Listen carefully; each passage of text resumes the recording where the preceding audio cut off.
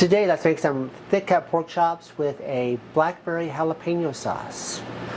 Super simple recipe because we like those. We've got two 1-inch cut pork chops here. You can use 4 if you want, but there's just going to be 2 of us today.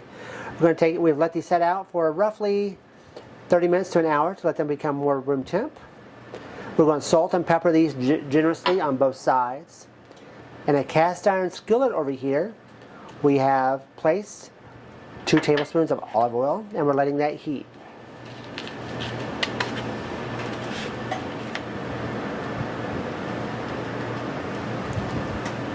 We're going to place these in our skillet, and we're going to sear them on each side for 2 to 3 minutes.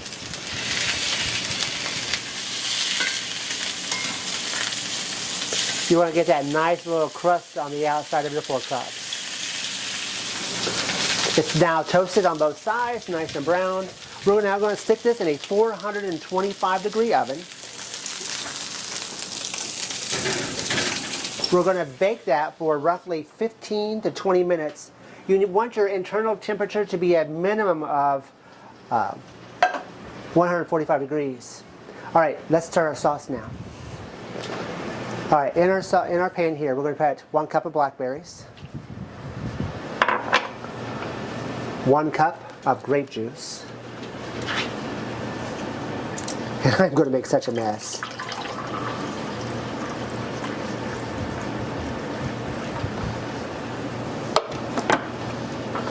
We're going to place 1 diced jalapeno.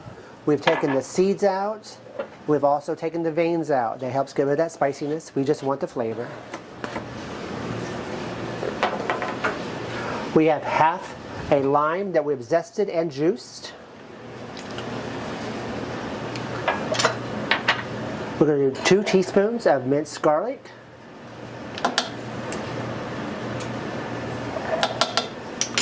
Three tablespoons of brown sugar. I'm going to pat that down.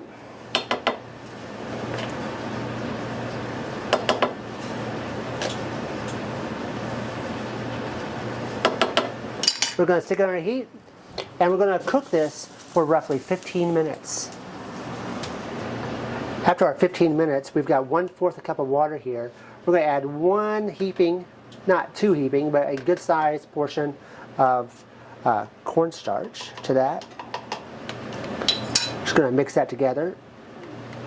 We're going to add that to our mixture over here. Now we're going to leave the blackberries and stuff in it because we want that texture. If you want, you can strain it before you add the cornstarch. And as we add the cornstarch, we're going to constantly stir.